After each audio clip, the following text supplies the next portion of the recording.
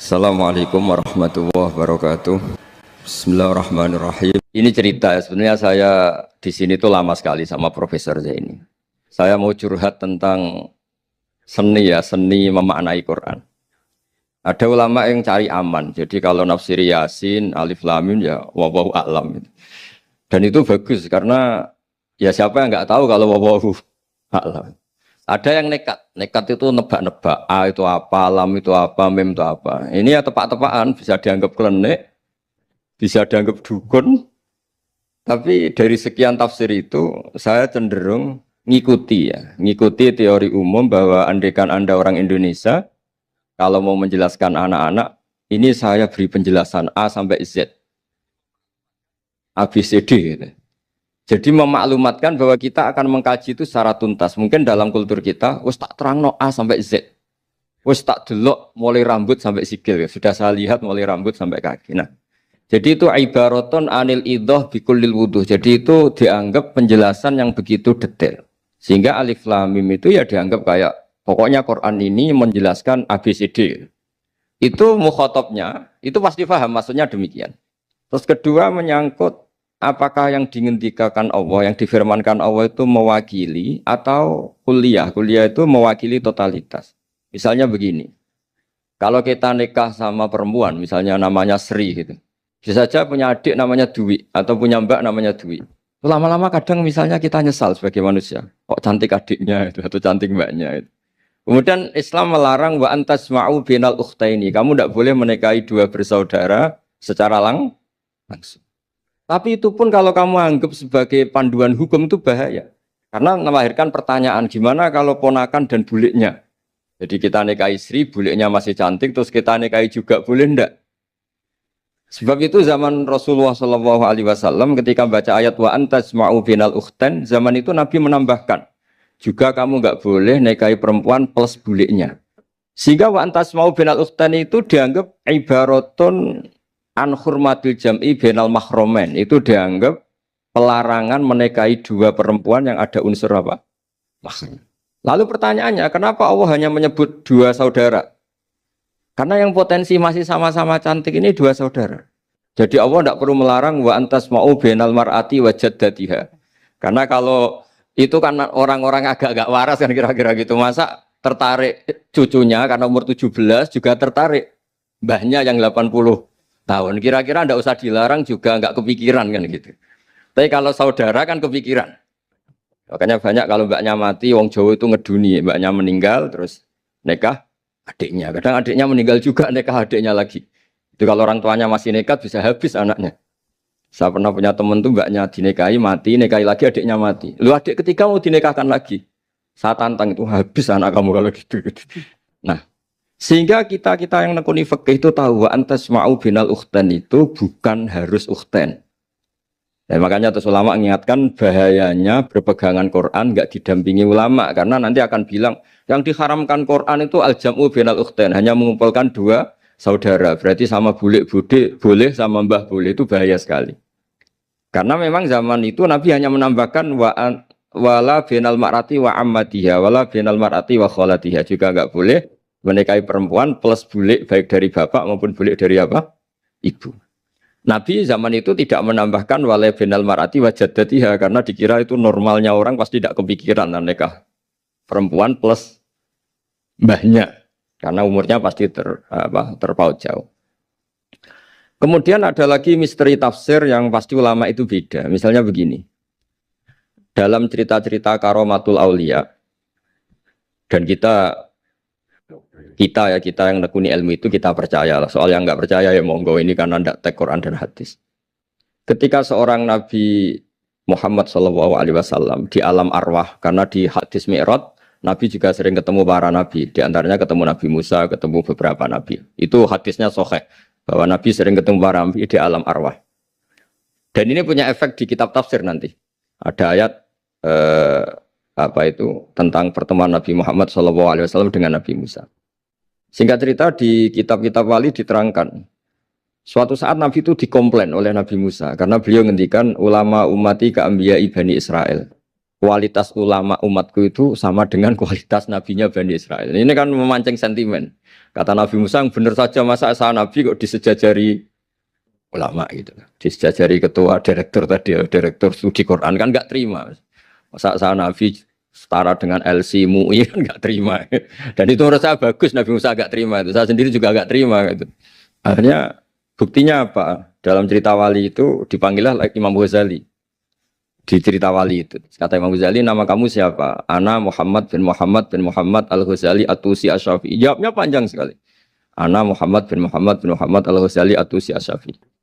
Terus Nabi Musa, loh saya tanya nama kamu, kamu cerita bapakmu, mbahmu, madhabmu, daerah kamu.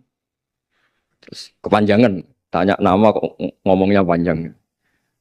Kata Nabi Musa, kata Imam Ghazali, Anda juga gitu di depan Allah yang hanya tanya wa ma tilka biyaminika ya Musa.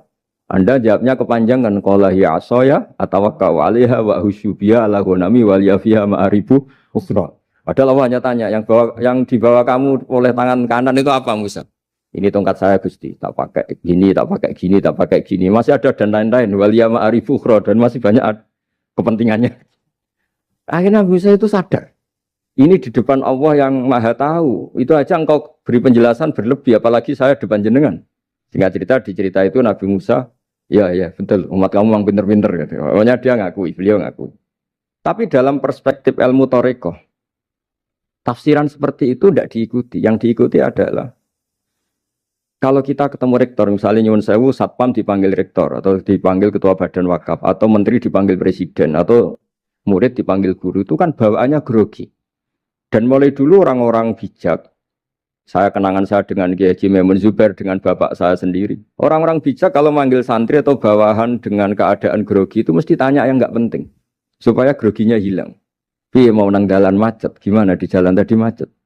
Gimana di daerah kamu musim apa? Setahu saya ulama-ulama top atau rektor atau siapa saja kalau yang bijak, pasti nanya anak buah itu yang nggak penting dulu. Gimana lancar di perjalanan, datang jam berapa, sehat-sehat saja. Karena bawahan itu takut. Nah, ketika Nabi Musa ini takut, Allah itu ngikuti sunnahnya manusia. Kalau takut ya jangan tanya yang penting dulu. Kamu bawa apa? Ya dijawab, saya bawa tongkat Gusti.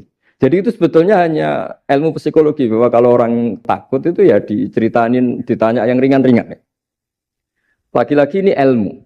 Jadi analisis tafsir itu tidak ada selesainya. Dan semuanya butuh perangkat. Di antaranya perangkat itu adalah fitrah salimah. Makanya dikatakan Pak Rektor tadi benar bahwa orang bisa memahami Quran, kekuatan angin dengan cerita angin seperti ini. Tadi cerita Pak Warsono Muhammad juga gitu, Warsono Muhammad semuanya sama. Sehingga memaknai Quran itu baik dengan ilmiah maupun dengan fitrah salimah itu akan sama-sama menelurkan makna yang sahih. Asal berlandas riwayat yang sahih. Saya punya sekian cerita tentang ulama-ulama dulu kalau ngartikan ayat. Misalnya Imam Syafi'i, beliau nekuni fikih. Beliau menghentikan orang yang tayamum di tengah perjalanan padang Sahara, yang karena tidak menemukan air, itu boleh tayamum kalau sudah tidak menemukan air. Syaratnya dia nyari-nyari dulu. Nyari-nyari dulu. Ditanya, kenapa harus nyari-nyari dulu padahal ini di padang pasir? Jawabnya Imam Syafi'i itu sederhana. La yuqalu liman lam yatlub lam yajid, wa innama yuqalu lam ya'rif. Allah itu ngendikan falam tajiduma'an. Kemudian Anda tidak menemukan air. Di mana-mana tidak menemukan itu setelah mencari. Kalau tanpa mencari namanya lam ya'rif, tidak tahu. Ketika Allah ngendikan falam tajiduma'an, artinya harus ada sabkut tolab, harus mencari-cari dulu baru menyimpulkan tidak menemukan. Jangan langsung tayamum tanpa mencari cari. Karena Allah ngendikan falam tajiduma'an. Kemudian kalian tidak menemukan air. Di mana-mana tidak menemukan itu ada mencari dulu sabkut tolak. Begitu di semua ayat. Lalu saya mulai 2002 atau 2003, saya sering sama Profesor Zaini, beliau bahkan sering di kontrakan saya di Wonokromo di Pleret sana. Kalau nggak tuntas dibahas dulu di bekas kantor rektorat ya, di atas itu. Saya di UI Pres, di bawah, Pak Zaini di atas. Dan tiap hari ketemu. Saya intensif sama beliau itu ada 4 tahun.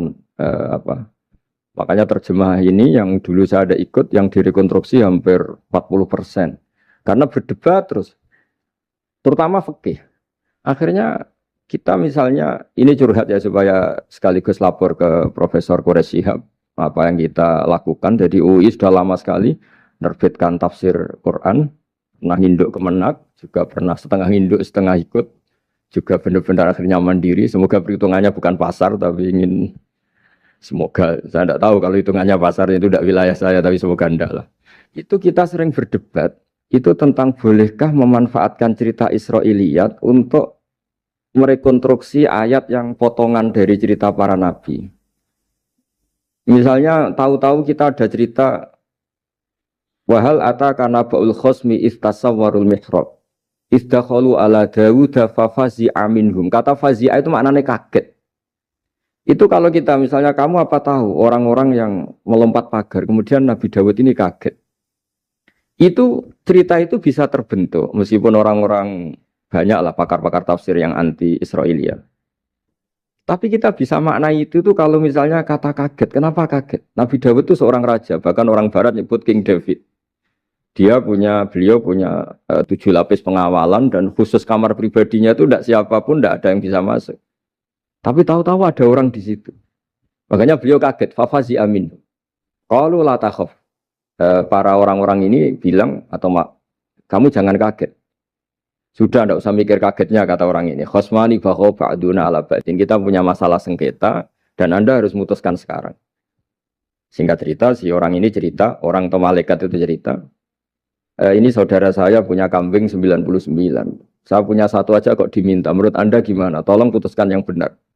Abu Dawud langsung marah. Wah, kamu tuh dolim betul. Sudah punya 99, minta yang satu. Kamu dolim betul. Ngawur betul kamu. Oke, sudah deal gitu, sudah putus. Orang ini senyum-senyum santai terus hilang. Ternyata itu para malaikat.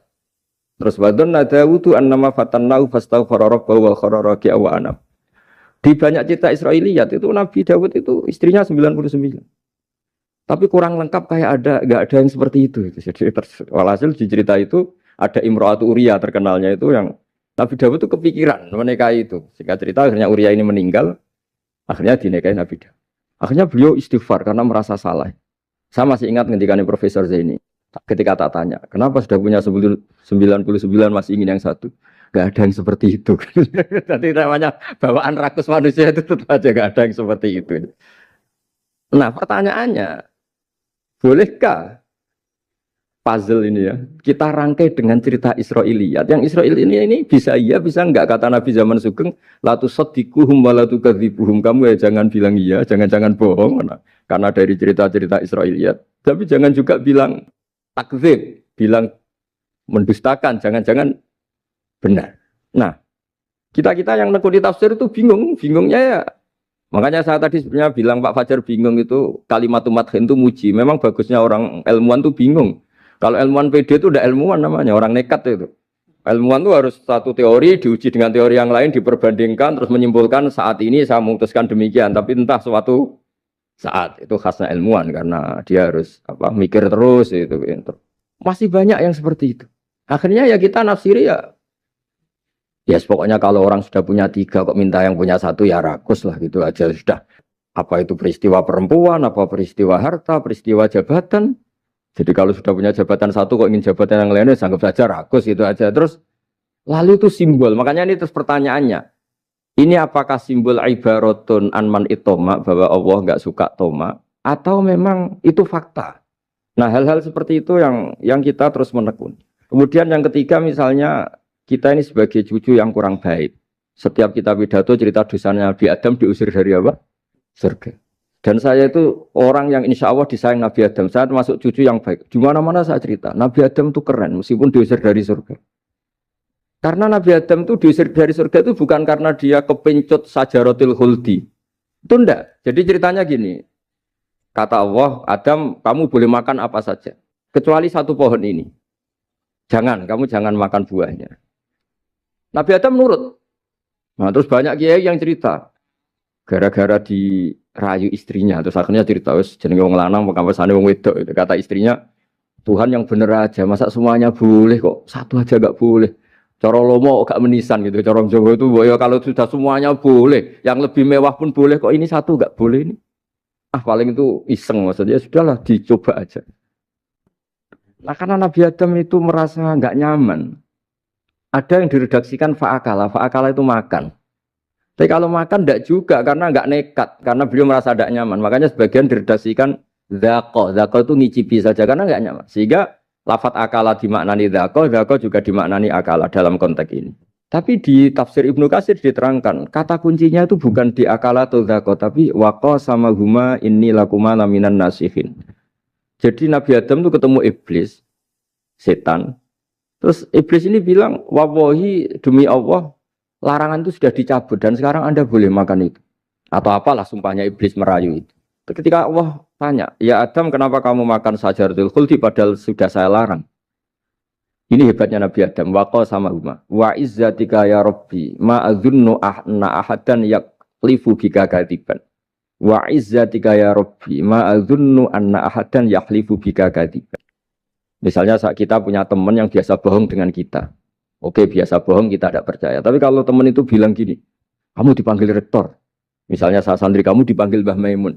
Bawaannya orang takut karena bawahan tadi. Itu pasti tidak ngecek lagi. Meskipun yang cerita ini orang bohong, biasa bohong. Tapi ini dipanggil rektor, dipanggil ketua badan wakaf, ketua yayasan badan wakaf. Kan pikirannya tuh, waduh, mendingan coba-coba lah daripada bawaannya itu mesti tidak mikir langsung. Nah, ketika nama engkau disebut ya Allah. Ketika nama engkau disebut, wawahi, saya ini benar kata iblis. Saya tidak kepikiran, wa izzatika ma adzunnu anna ahadan yahlifu bika kadziban. Saya tidak pernah mengira ada seseorang atau makhluk siapapun yang ketika menyebut engkau kemudian dia bohong. Mencatut nama presiden itu buat orang fasik kan ya takut, nyatut nama rektor buat orang nakal pun takut. Apalagi ini nyatut nama Allah, ini Allah sudah bilang kamu boleh makan ini. Barokahnya jawaban itu sumastabahu rabbuhu fataba ali wahada. Nabi Adam saat itu juga jadi al-mujtaba, dia orang pilihan. Ini saya termasuk cucu yang baik karena meneruskan cerita sampai sempurna ini. Jadi mohon para kiai, para balik yang cerita Nabi Adam dosa itu mohon tobatlah, kasihan tuh mbah kita, anu diceritakan dosa nih.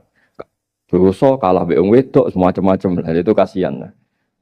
Bacanya harus urut. Wa asa adamu rabbahu fahuwa tapi tsumma jtabahu rabbuhu fataba alaihi wahda. Jadi lengkap lah, jangan cerita dosanya tok terus disimpulkan mbah kita aja dosa apalagi kita sudah salah ngambil dalil dipakai justifikasi gitu. Nah, hal-hal seperti ini itu kita sering debat sama Pak Zaini ya, debat-debat ilmiah karena kita yang ada ayat potongan-potongan tadi itu tidak bisa merangkai kalau tanpa memanfaatkan dengan tanda kutip itu memanfaatkan kisah-kisah Israiliyah.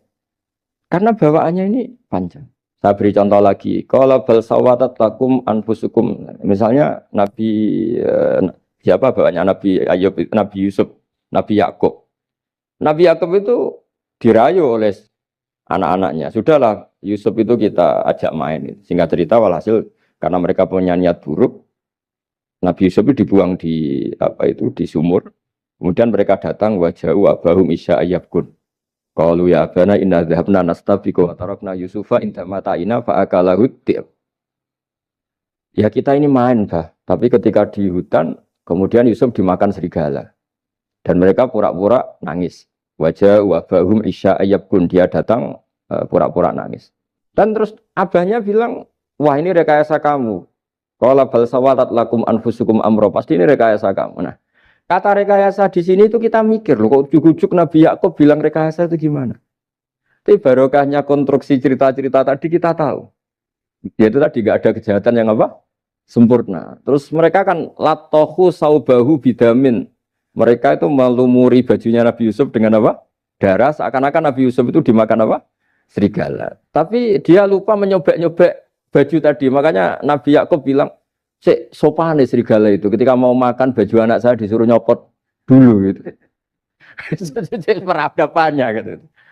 Nah, di sini kata sawalat itu ada konstruksi yang kita mau tidak mau pakai cerita tadi karena wong dimakan serigala kok bajunya utuh. Cek beretikanya serigala itu. Mungkin kuliah di UI. Jadi, nah kita ini nekuni itu. Jadi apa ya?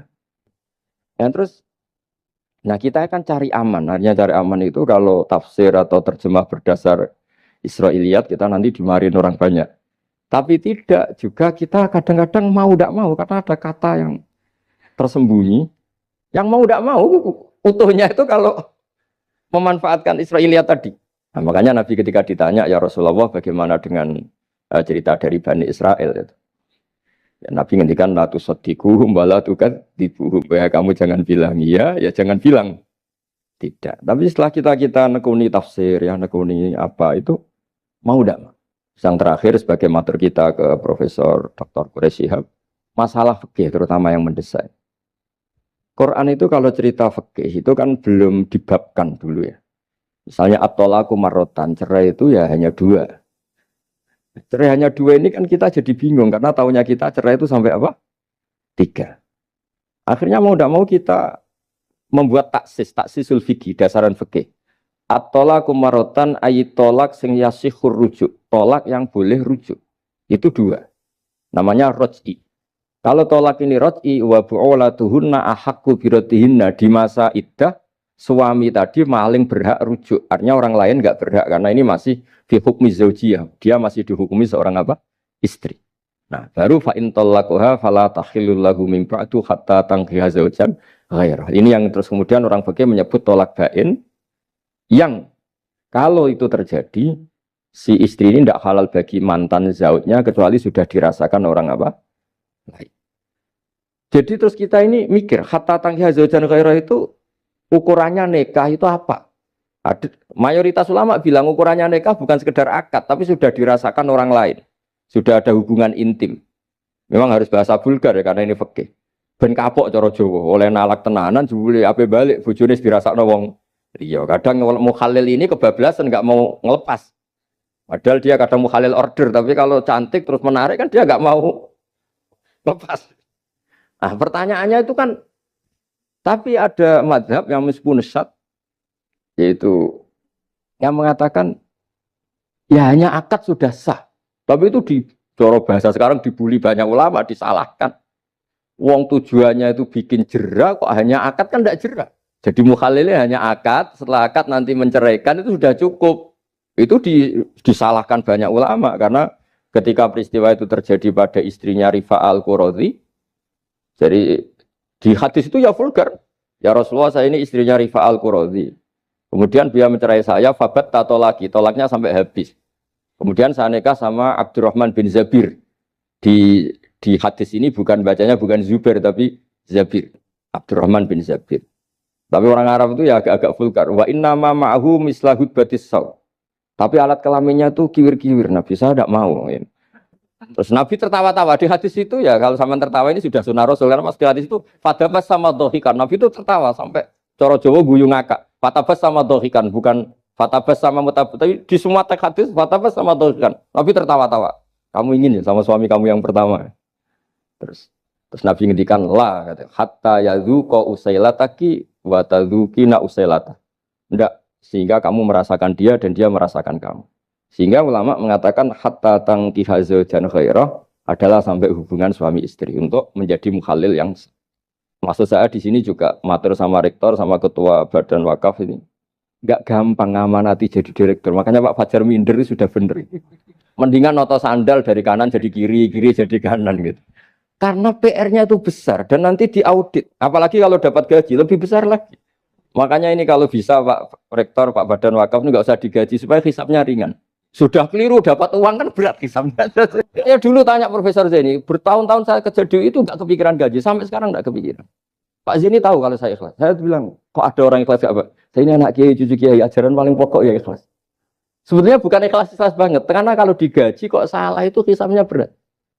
Nggak salah dapat gaji. Jadi mohon ini dipakai percontohan pertama. Ya ini kan kita saudara semua, rileks saja lah. Dipakai percontohan apa? Pertama ada direktur studi apa Pak On tambah apa? Tambah gaji ya. Tambah fulus sih kata ketua DPPAI ini ya. Jadi ini semua matur kita ke Profesor Quraish Shihab supaya beliau nanti bisa ngendikan. Saya termasuk orang yang sangat menghormati beliau dan insya Allah nanti saat tanggal 6 April atau apa juga mau sowan beliau. Dan beliau juga sering curhat, saya juga sering baca tafsir Al-Misbah beliau di Muqaddimah. Dan rata-rata ya curhat. Mau tahlili efeknya gini, mau maudhu'i. Tapi karena memang kita ngadepin teks yang umurnya sudah hampir berapa? 1000, berapa Pak? 1400 berapa? PSG 400 berapa. Tapi tadi makanya kan kita kalau nerjemah terus saya di antara yang saya usulkan ke Profesor Zaini saat itu, saya mau ikut tim asal ada catatan kaki, terus ada beberapa tambahan catatan kaki supaya tadi wa antas mau binal ukhten itu kalau kita misalnya kita kembali ke Quran hadis, Quran saja. Lah kalau ke Quran saja yang diharamkan wa antas mau binal ukhten, padahal di sini juga wala binal mar'ati wa ammatiha wala binal mar'ati wa kho. Terus kita sebenarnya ingin nambahi wala binal mar'ati wajat jadi. Tapi kan kayaknya enggak kepikiran. Ada orang kok. Tapi kalau mbak atau adik itu kepikiran kan? Karena kalau ketemu temannya kan, saya sering punya teman yang dapat dua-duanya teman saya. Kok kamu nikah yang ini? Ya Gus, ajane ayu Mbak Yunis dirabi wong. Ya, atau yang ayu adiknya juga, wah saya keduluan Gus ajane, aku tak incer adike. Ambek bapaknya dijokno Mbak Yunis. Lah yang potensi masih begitu itu kan saudara kan. Makanya ini yang dilarang Allah wa antas mau benal ukhten, karena yang potensi masih ada rasa ya benal ukhten. Tapi bukan berarti yang lain boleh. Makanya hadal jam'u al muharram wa ibaratun an hurmatil jam'i benal mar'aten sing ada hubungan nasab. Jadi tidak harus antara apa? Saudara, tapi dua perempuan yang ada hubungan apa? Nasab. Yang andai kan salah satu itu lelaki gak boleh kawin, maka dua perempuan ini tidak boleh tahta rajulin wahid. Nah, kemudian ulama bikin kaidah itu ya, dua perempuan yang andikan salah satu ini kok lelaki gak boleh kawin, maka tidak boleh dikumpulkan oleh satu lelaki finikahin wahid. Misalnya sepupu itu kan andikan misalnya kamu nikahi Dwi punya sepupu Sri, dari awal kan sepupu itu boleh nikah. Maka andikan kamu poligami dengan cara seperti itu kan gak masalah. Yang masalah itu apa? Dua perempuan yang andai kan salah satu itu lelaki nggak boleh apa nikah, berarti dua perempuan ini tidak boleh tahta rajulin wahid. Artinya benal ukhten ini dianggap ibaratun angkada. Kalau dalam bahasa Balawi disebut itlaqul ba'di wa iradatil kul, yang disebut sebagian tapi maknanya utuh. Nah hal-hal seperti itu memang berat. Makanya ini direkturnya sudah nyerah itu, tapi lebih gampang nyerah lagi kalau nggak dapat gaji. Karena kalau nyerah tok gajinya diterima tuh kayaknya gimana gitu. Nah ini tidak gojlok tapi etika, ini urusan etika. Tapi kalau UI memberi tidak atas nama gaji, atas nama kasihan, dia monggol. Gak ngoten mawon. Assalamualaikum warahmatullahi wabarakatuh.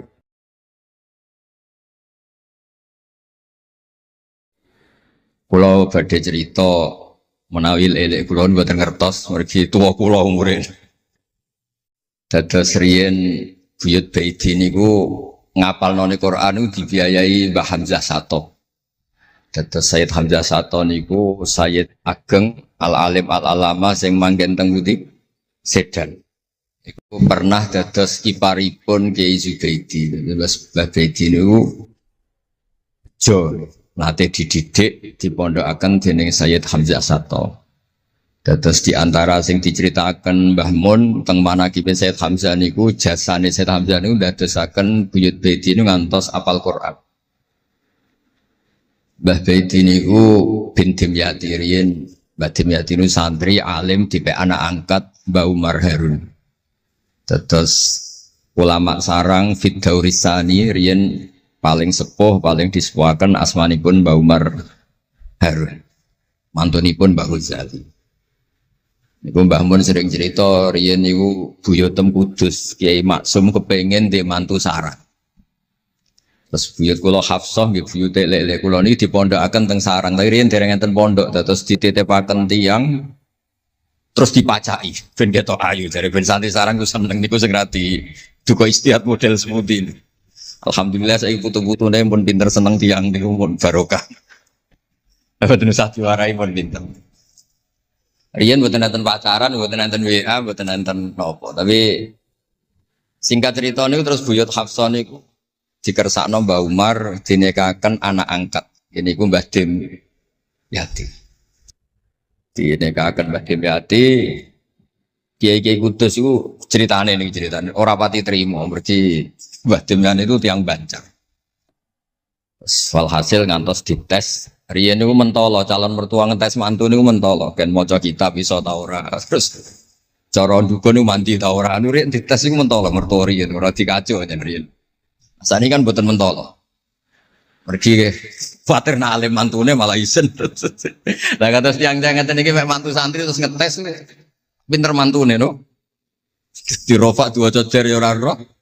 Donyane dibak ya ora roh, sertifikat diwalikno ya ora roh terus ora usah dites. Walhasil singkat cerita terus buyut niku angsal kalian. Badhe Yati niku angsal wa Hafsah. Manggen teng Damaran niku riyen Damaran pondok sepuh. Teng biografi ini pun Kiai Maksum Lasem mawon nate ngaji Mbah Maksum Damaran. Iku ditulis resmi kalian Habib Haidar Bahmat.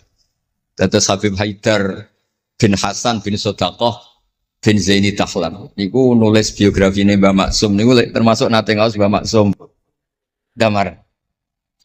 Mbah Soleh Darat yang terkenal gurune Mbah Hasim dia nate ngaos Mbah Soleh Asnawi Damaran. Dados sak silsilah alim alamah niku nggih. Buyut-buyut lelek niki alim alam. Seputune sing rapati sregep rapati wani cerita. Lah niku imma tawadhu wa imma engko diarani goblok dadi sing ora roh. Rasane niku mboten fair. Nggih nak buyute alim nggih diakoni napa? Alim kersane nak sing goblok nggih isin utawi tawadhu napa lah pilihane. Wong goblok biasa ae. Nampa kodok koder. Salah niku nikah. Mboten kerasan deh tenggene Kudus Damaran. Mboten kerasan.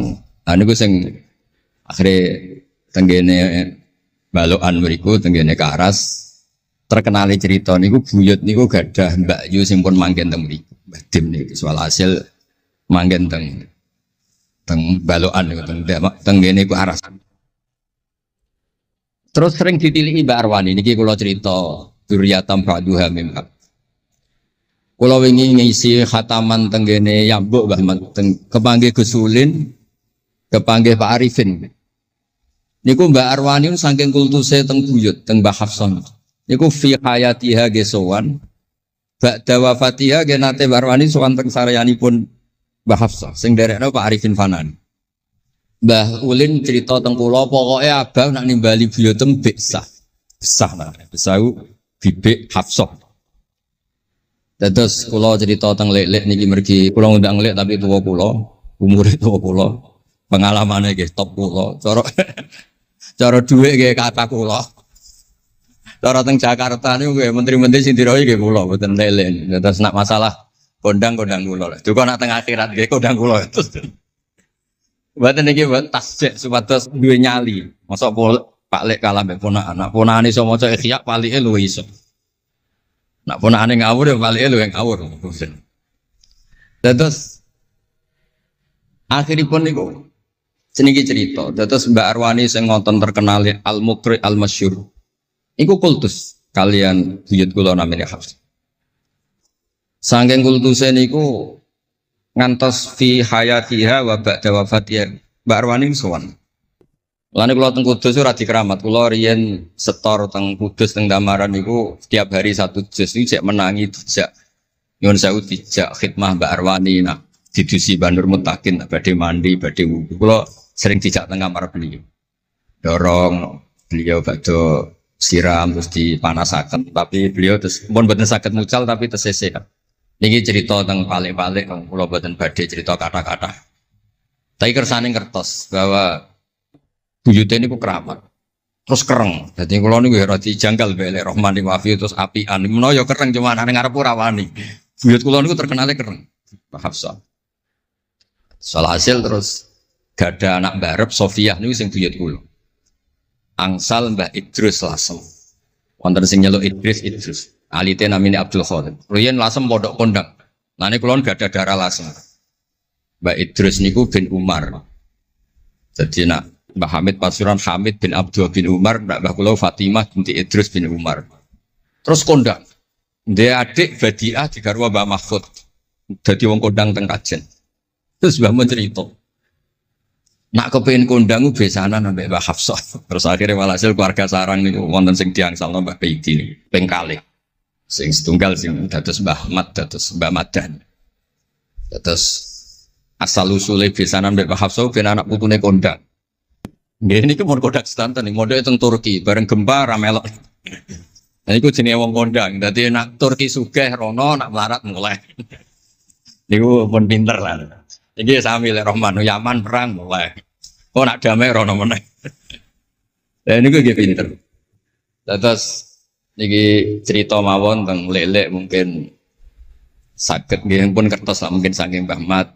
Kalau cerita ini salah atau kurang lengkap itu saling melengkapi. Sejelas niku buyut Dimyati yang Banjar niku diregani teng sarang baru kayak alim. Lah niku delala kersane pangeran niku delala. Naskahipun Ki Umar Harun itu disarang di MGS Sulami mboten dicetak. Wis pokoke mboten dicetak. Singkat cerita delala kula kepanggih Gus Said terus beliau minta kula kan ngedit naskahipun Mbah Umar Harun. Namine Islahu Al-Sunil Waro. Nadzuman Nahwu. Kados Alfiyah, persis Alfiyah. Jumlahnya sekitar 800. Niku delala ke ngantos dicetak niku kula derek ngedit bahkan mungkin nggih namung Gus Said kalian kula sing nggih sepuh derek ngantos ber. Maksudnya delala naskah sing gadane buyut kula Ki Dimyati dipek anak angkat Mbah Umar Harun niku kula derek nyetak, derek ngedit, derek macam-macam ngantos kelar ngantos dicetak. Dan ini nunjukno nak pangeran niku kepengin sedanten niku sama. Ya yasilu nama amarallah bi ayu orang baik itu orang yang menyambung sesuatu yang harus nopo disambung. Nah, kenapa saya cerita sanad seperti ini supados ngertos nak Islam niku mboten berdiri sendiri. Tidak hidup di ruang yang kosong.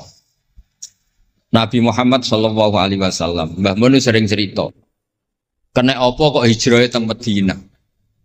Mergo melok wong ora kepenak. Dados Nabi niku min jihadil ab niku Quraisy. Muhammad bin Abdullah bin Abdul Muthalib bin Hashim. Delalah pangeran ngersakno Said Abdullah badhe wafat niku tindak teng Yathrib. Terus gerah terus dirumat mbek keluarga saking ibu. Keluarga saking mbak ibu sakjane tapi tiang gampangnya ngomong saking ibu. Mulane Mbah Mun sering cerita wa kana qad ijtaza bi akhwalihi bani Adi minat taifatin Najariyah. Delala Said Abdullah niku tindak teng Madinah terus dirumat kalian tiang Bani Najjar. Terus beliau teng mriko gerah. Terus gerah wa makatha fihim syahron saqiman yu'aduna sukmahu wasyaqwa. Gerah di rumah. Singkat cerita nganti wafat. Wafatnya teng perjalanan wangsul. Ketika Nabi pertama teng Madinah niku sing nyambut nggih Bani Najjar. Nabi paling nyaman difasilitasi tanah di saking Bani Najjar. Mergo niku akhwalu Abdul Muthalib. Tapi wong nak nyeritakno gampangane omong akhwalu Abdillah sakjane niku akhwalu Abdul Muthalib. Wis gampangane cerita niku wilayah ahli utara. Dados tiyang niku mboten saged ninggalno keluarga. Tenggene Mekah di rumah tiang Quraisy, tenggene Madinah di rumah akhwal keluarga saking ibu. Mulane Mbah Mun sering cerita nasab iku ya kok bapak sing pancer wali. Tapi nak sekedar keluarga niku nggih nasab dari ibu itu ndak bisa diabaikan. Mergi sing rumat Nabi niku wa kana qad ijtaza bi akhwalihi bani Adi minat taifatin Najjar. Terus Nabi itu mboten saged hidup di ruang kosong, kedah enten rencana Tuhan. Nah, cara Said Ali ini ada khossasatul qudrah. Terus rencana Tuhan ngeten. Nabi itu kalau di Mekah niku kumpul tiang-tiang sing ummiyin terbelakang.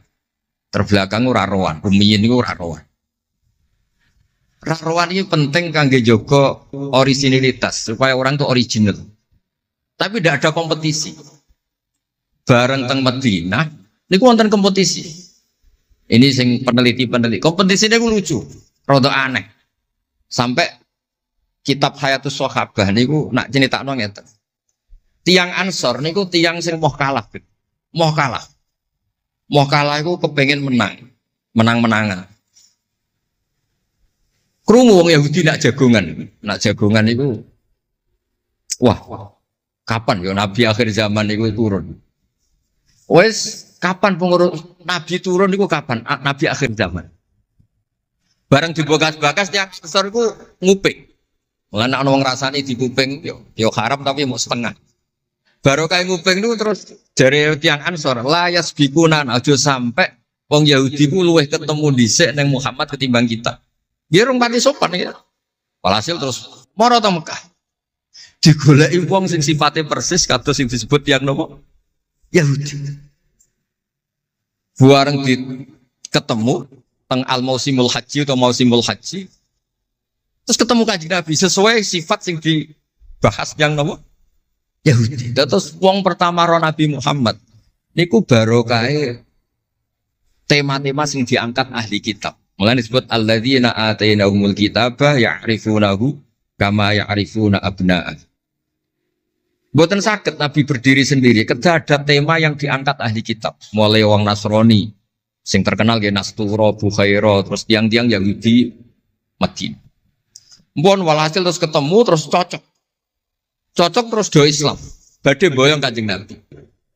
Tapi enggak realistis karena jumlahnya belum besar. Soal hasil mereka minta tahun depan engkau pindah ke Madinah. Dulu namanya Yasrib. Karena setelah itu tidak ada satu rumah pun di Madinah kecuali ada yang apa? Islam. Bon walhasil Madinah Islam. Nabi terus didiskusikan ulang. Ini tema-tema internasional. Barang Nabi ngaku Nabi digugat ulang. Nasabnya itu gimana? Anak turunnya sopo. Walhasil terus tiang-tiang Yahudi neliti. Diterangno pangeran fihi ayatum bayinatum maqamun apa? Ibrahim, bahwa Muhammad bin Abdullah bin Abdul Muttalib bin Hashim niku nasabe nganti Khalilur Rahman Ibrahim alaihis salam, ditandai Ibrahim iku duwe petilasan teng pundi Mekah. Ya niku ada batu yang diinjek Nabi Ibrahim dan itu bukti Nabi Ibrahim pernah di Mekah.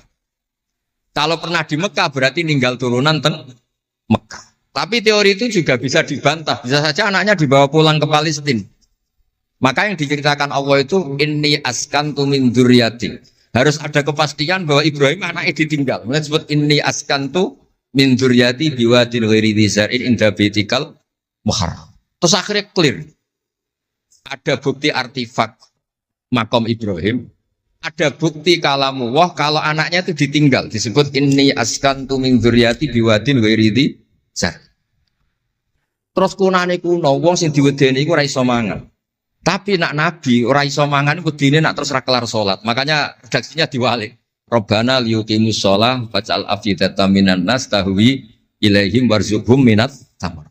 Gusti anak putu kula kersane nak ngaji ku anteng, nak salat ku anteng nggih ra di dhuwit. Terus saiki diwalik nggih dhuwit sik. Sakjane mboten nggih. Kula suwun lelek nak ndonga diwalik. Ya Allah supados ngaji kula anteng. Wonten wakil bupati ta napa seneng kula. Gua nang seneng tok jaluk donga. Niku mboten angsal, kudono warzuqhum. Warzuqhum iku ya dhuwit ta apa lah pokoke. Tapi ampun tomak mboten sae. Tapi medhit luwih rasane. Pokoke padha rapi. Tomak rapi, medhit yo. Kulo sering ditakoki itu ya. Gus, hukume pilihan desa bayar ku piye? Ya suap ku haram. Tapi calon lurah medhit ya haram. Lah terus hukume piye? Ya hukume ngono iku. Suap ku haram, calon pemimpin medhit ya haram. Lah hukume piye yo hukume ngono iku. Dadi tomak ning wakil bupati yo haram, wakil bupati medhit yo haram. Dadi haram ketemu haram. Esuk kok ora hukume ngono. Wis kunane kuno iku wong sregep ibadah bayangane Nabi Ibrahim yo ndek dhuwit. Rabbana liyuqimus shalah faj'al afidatan minan nas tahwi ilaihim warzuqhum minat. Lan alamate kitab lek sing seneng kudu akeh. Piye-piye afidatan minan nas tahwi ilaihim. Tahwi ku seneng sing ngawur. Nek seneng kok ijek ngekeki dhuwit 10.000 20.000 ora ngawur. Hawa iku seneng sing ana ngawure. Tahwi ku seneng sing ana ngawure. Nek seneng kok ijek terkontrol rong pati tahwi. Dadi hawa iku seneng sing ana ngawur. Jadi nak kiai kok seneng rapati akeh iku ya orang pati Nabi Ibrahim. Niki cerita terus kersane lek-lek ngertos pilih buyut-buyut itu tiang alim alama. Kulo nu nanti mau biografi resmi ini pun Kiai Maksum Laksem sing terkenal nih Bali Maksum. Niku biografi resmi nanti ngaji Mbah Maksum Damar. Nggih kondang buyut-buyut ini gitu. Saat ini gua aja cerita kondangi buyut yo. Pokoknya nak buyut kondang di putune kondang. Dah kondang itu jadi Jundul Mustafa pasukannya Kanjeng Nabi. Pasukan itu riyen terus kalau cerita santai-santai kalau suwon simtu duror gitu didamel berjanji gitu didamel tiba gitu didamel pergi tiang niku seneng Nabi ku macam-macam Habib Ali niku termasuk orang yang cara berpikir itu Nabi itu nuraniun, Nabi itu nur. Sehingga beliau berpikir nggak perlu ada hatinya Nabi yang dicuci, dikeluarkan darah dari kolbun Nabi. Karena materinya Nabi itu sudah apa? Nur, sudah suci. Jadi wa ma akhrajuhu min qalbihi adan. Tapi nak cara pikirane Imam Bukhari, Imam Muslim, beberapa ulama, cara berpikir itu Nabi orang suci dan nurani, tapi didesain kayak umumnya orang. Sehingga juga disejarahkan cara dohir Nabi itu diambil khadzas Said. Cara lahir, tapi cara hakikat ya bener Habib Ali wau. Kalau materinya nur ya gak perlu ada yang dikeluar. Nah, itu cara seneng Nabi ya macam-macam. Wong tiang kata. Gauke masrope benten-benten. Kados wali-wali kok sering kapundhut turu les kapundhut.